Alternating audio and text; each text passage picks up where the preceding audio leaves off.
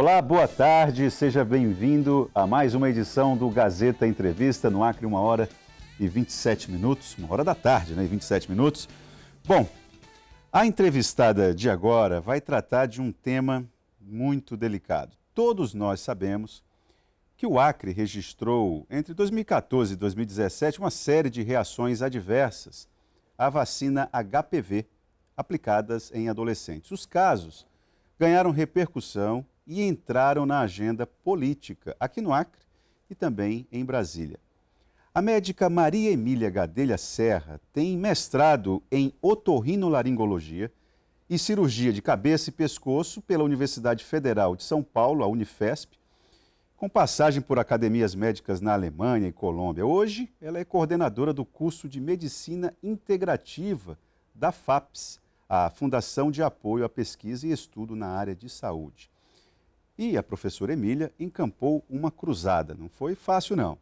Não se trata de um esforço contra as vacinas, não se trata disso. É bom que se diferencie, né? O que ela exige é que o Estado brasileiro garanta aos cidadãos o acesso a uma vacina de qualidade. A repercussão dos casos acreanos provocou reação no Ministério da Saúde, que pediu um estudo do Instituto de Psiquiatria do Hospital das Clínicas da Faculdade de Medicina da Universidade de São Paulo. Dos 74 casos avaliados, 16 foram classificados como mais graves.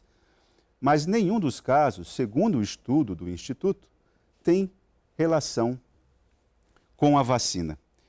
Professora Maria Emília, obrigado pela vinda aqui ao programa. Bom, qual é a sua tese? Em que aspectos a senhora destacaria que há falhas no estudo do Instituto de Psiquiatria da USP? Antes de falar no estudo, eu gostaria de agradecer o convite, né? E eu gostaria de explicar o meu trabalho, a pesquisa que eu fiz como parte do curso de pós-graduação em Perícias Médicas e Medicina Legal da Faculdade de Medicina da Santa Casa de São Paulo. Basicamente, o estudo se baseou na análise do banco de dados da Organização Mundial de Saúde. Existe um banco de monitoramento de eventos adversos na Suécia e esse banco é ligado à Organização Mundial de Saúde. Então, os países, em geral, enviam as notificações de eventos adversos de medicamentos, drogas em geral, dentre elas as vacinas. Onde vacinas deram errado, vai para esse banco de dados. Exatamente. Não só vacinas, qualquer tipo de medicamento. E lá você pode acessar esse banco de dados, qualquer pessoa, eles abriram há pouco tempo, não era aberto, e esse banco se chama vigiaccess.org. E você digita lá HPV Vaccine e vai aparecer atualmente 94 mil notificações vindas de vários países do mundo, né? Países desenvolvidos, em desenvolvimento, todos, né? E a partir daí você verifica, é possível verificar que praticamente metade dos eventos são eventos neurológicos. 41 mil, né? Desde paralisias, convulsões, epilepsia, dores de cabeça, miastenia graves, paralisia facial, várias condições clínicas. E o que eu fiz foi buscar as palavras-chave das diversas categorias dos processos de adoecimento e criar um mecanismo de busca bibliográfica para a BIREME, que é a Biblioteca Internacional que acessa os bancos de dados de artigos científicos no mundo todo. E esse material, então, esse trabalho foi o meu trabalho e eu me deparei com um número expressivo, quase 200 artigos que refletem a ocorrência desses eventos adversos na área da neurologia, né? Agora, o que lhe chamou a atenção no caso acreano? Tem alguma especificidade dos casos daqui? Em que essa pesquisa do Instituto falhou na sua avaliação? Então, antes de falar disso, eu preciso explicar um pouquinho mais. O que acontece? Quando você identifica as alterações neurológicas, as alterações neurológicas estão descritas na literatura, se baseiam em mecanismos de alterações vasculares, principalmente no sistema nervoso central, no cérebro, em que as veias, que é o sistema de retorno, de retirada de lixo do cérebro, estão comprometidas. Então, acontece um espessamento inflamatório da parede vascular venosa, né? e isso acaba atrapalhando o fluxo sanguíneo de saída do cérebro. Isso aumenta a pressão intracraniana do líquor, o líquido que banha, né, as meninges, as estruturas, e esse aumento de pressão intracraniana gera dores de cabeça. Fica mais difícil do sangue passar ali. O sangue não passa bem, né? Fica com uma certa obstrução. Algumas crianças, eu tive a oportunidade de investigar 3, 2 estão em tratamento em São Paulo, sob minha responsabilidade no momento, já estão sem crises há 23 dias, que é um tempo recorde na história de vida delas, exatamente porque nós estamos focando o tratamento no processo inflamatório e na redução desses danos autoimunes. Porque a própria vacina, ela tem componentes, e aí está o problema, né? Aconteceu aqui no Acre, porque no Acre a cidade é menor, as pessoas são referenciadas para basicamente os mesmos locais de atendimento, e aconteceu essa classificação, essa notificação mais frequente, digamos assim. Mas no Brasil, vários outros locais registraram episódios também muito semelhantes. No Espírito Santo, no Rio Grande do Sul, no Paraná, no Rio de Janeiro, São Paulo, em Bertioga, numa cidade do litoral, também aconteceram vários casos, em Fortaleza, Brasília. Basta acessar que uma simples pesquisa na internet já mostra. E o problema reside na vacina, né? Que apesar de haver digamos, um consenso, entre aspas, de que a vacina é segura, não é bem assim, né? É só até a página 5, como nós costumamos dizer. A vacina não é segura na sua avaliação? Não é segura. Inclusive, a própria Cochrane, que é um organismo internacional que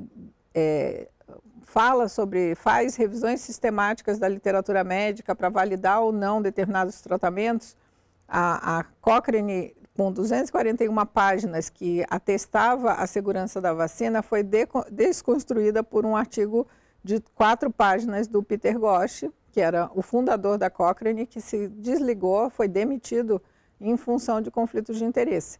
Então, os autores dessa revisão que atestava a segurança da vacina HPV eram ligados às indústrias farmacêuticas que fabricavam a vacina, então contaminados por conflitos de interesse. E esse assunto, né, acaba desembocando na questão estrutural de um problema da vacina em si, porque a vacina contém fragmentos de DNA do vírus que são misturados com alumínio, metal alumínio, que é um estabilizante, e essa combinação forma uma terceira substância que tem ação negativa. Então, acaba estimulando processos inflamatórios crônicos e desencadeia a autoimunidade. A pessoa começa a fabricar anticorpos contra as suas próprias estruturas e lesando os órgãos. Agora, teve um argumento, pelo que eu li, pelo pouco que eu li, a respeito desse estudo feito pelo Instituto de Psiquiatria da USP, o argumento é subjetivo. Ele coloca algumas situações dizendo que são reações de efeito quase psicológico dos jovens. E isso, na sua avaliação, não procede? Não procede. É claro que as crianças e adolescentes, uma vez que você fique doente, né, a sua vida fica incapacitada, fica parada. Várias crianças dessas aqui do Acre estão fora da escola, a família para, a mãe para de trabalhar, quer dizer, você gera alterações psicológicas e alterações do funcionamento daquela família secundárias ao processo. Mas, no estudo da comunidade japonesa científica, quando o Japão retirou essa vacina da obrigatoriedade, né? Hoje em dia, no Japão, você pode vacinar contra o HPV desde que o responsável pela criança leia um documento orientado pelas autoridades japonesas apontando os riscos, e aí o próprio pai responsável assina que conhece aqueles riscos e decide ele vacinar. Em quanto tempo o Japão fez isso? 3 meses.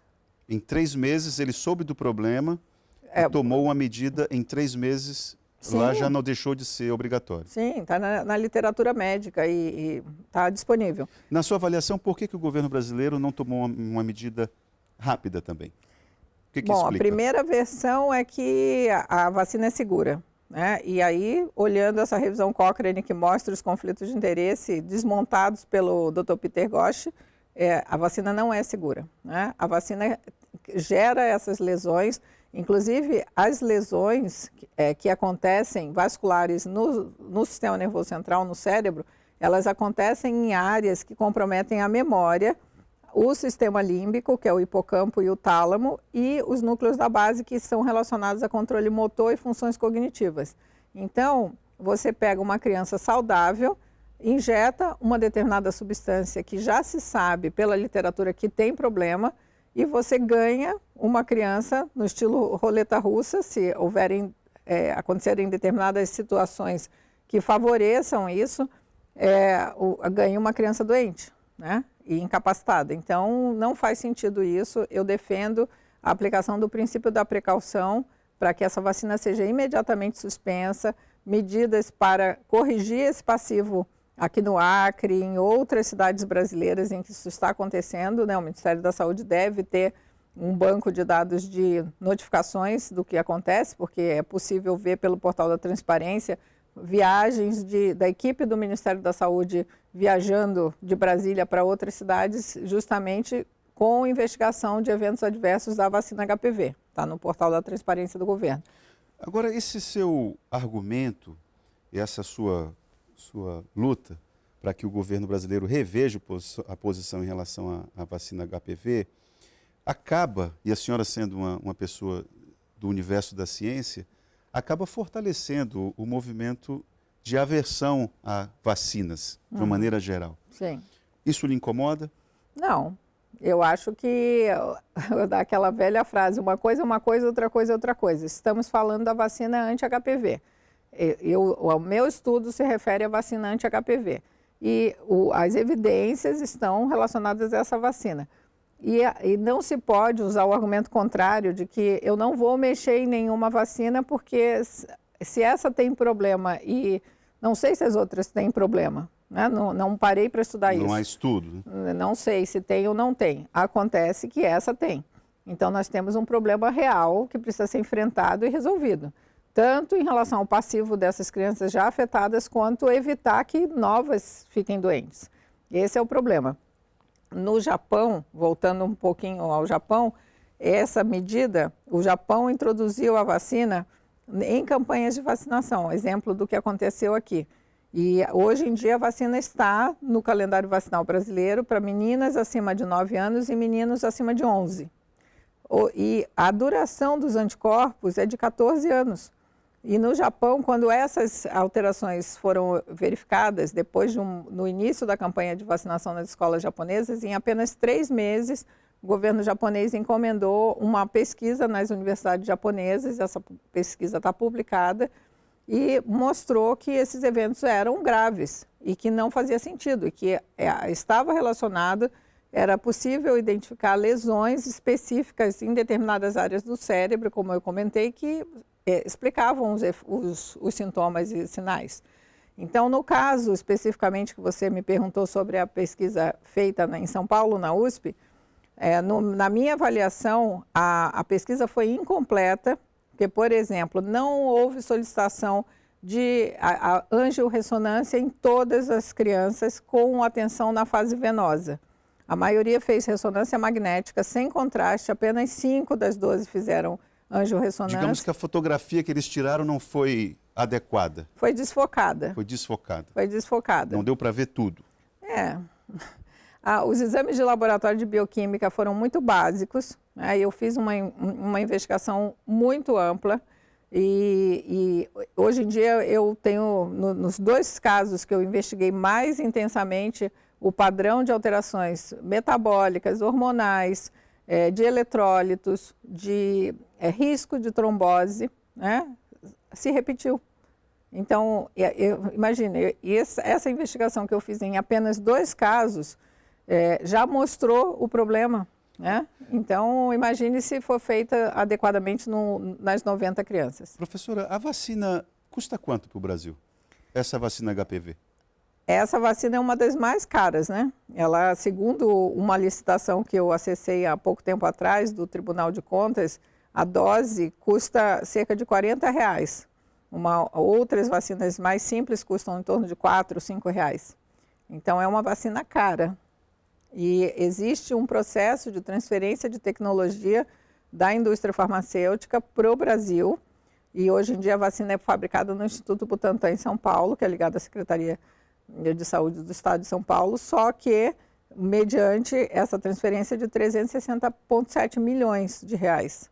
E o que me preocupa é em relação ao passivo. Em vários países já acontecem ações judiciais exigindo o ressarcimento de danos corporais por pessoas que foram lesadas, que apresentam sequelas. Nos Estados Unidos, na Colômbia, tem um processo de 700 meninas contra a indústria farmacêutica. E aqui no Brasil, talvez essa transferência de tecnologia tenha isentado a indústria. Então, não sabemos. Né? É possível que a indústria farmacêutica aqui no Brasil não sofra nenhum tipo de consequência em relação ao que aconteceu. Então, precisa ser investigado. Por isso, eu acredito que, como o Acre concentra um grande número desses eventos, existe uma oportunidade de tratamento e uma oportunidade de diagnóstico e de posicionamento político em relação a isso, porque essa vacina, ela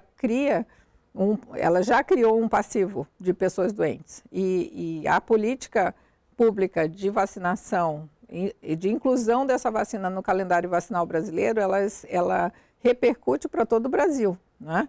Então, o Acre, na minha opinião, tem uma possibilidade histórica de fazer a diferença para a saúde dos brasileiros. Uma vez que entenda essa questão, eu quero deixar claro para você, Itaã, que eu não tenho nenhum tipo de conflito de interesse, não estou vendendo nada. Na verdade, estou gastando o meu tempo, né, da minha energia para estar aqui hoje. Deixei de trabalhar, né, desde ontem, porque vim participar da audiência pública na Assembleia Legislativa, e que isso realmente me incomodou profundamente, porque foi o meu trabalho de conclusão do curso de perícias e, ao mesmo tempo, eu como médica não posso ver uma situação dessa e fazer nada. Claro. Né? O Eudes Nascimento está perguntando assim, essa vacina contra o HPV, além desses problemas que já foram falados, também pode causar esterilidade a paciente? Pode. É um dos eventos. Existem duas condições assim, mais preocupantes. Além da falta de segurança, uma das questões que já foi alertada pela Academia Norte-Americana de Pediatria foi o risco de falência ovariana precoce com esterilidade. Então, isso é muito sério, porque você vacina uma criança não sexualmente ativa ainda, né, e corre o risco, está expondo ao risco de desenvolver esterilidade na vida adulta. Isso é um ponto. O outro mais grave que eu acredito é que a vacina é vendida, do ponto de vista do marketing, que ela é a solução para a prevenção do câncer do colo do útero. Um estudo epidemiológico feito por uma dupla de pesquisadores epidemiologistas franceses mostrou exatamente o contrário. Nos países em que o câncer do colo do útero vinha caindo, quando as campanhas de vacinação começaram nas escolas, nesses países como Suécia, Noruega, Inglaterra, né, a taxa de constatação de câncer de colo do útero voltou a aumentar.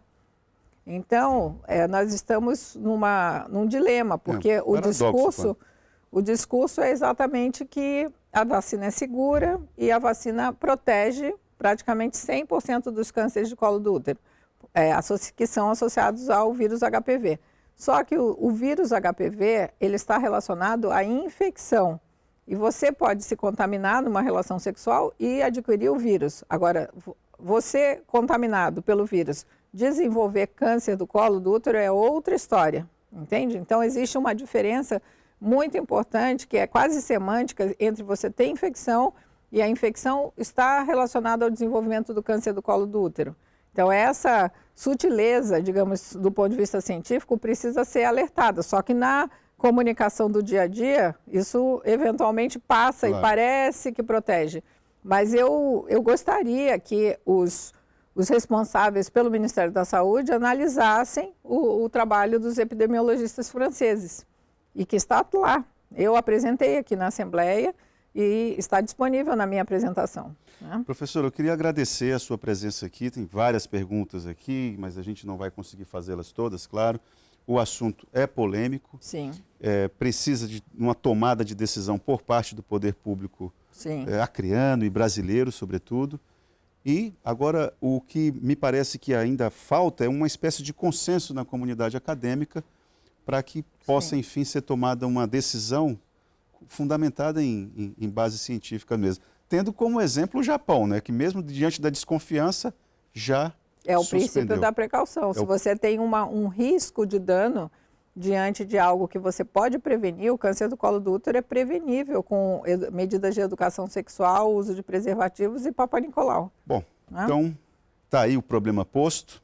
Espero que a comunidade acadêmica e política e a comunidade política possam dar respostas a contento, porque tem gente sofrendo e não é sofrendo pouco. Bom, o Gazeta Entrevista volta logo após o intervalo, falando sobre política regional, política nacional, com o presidente do Diretório Estadual do PSL.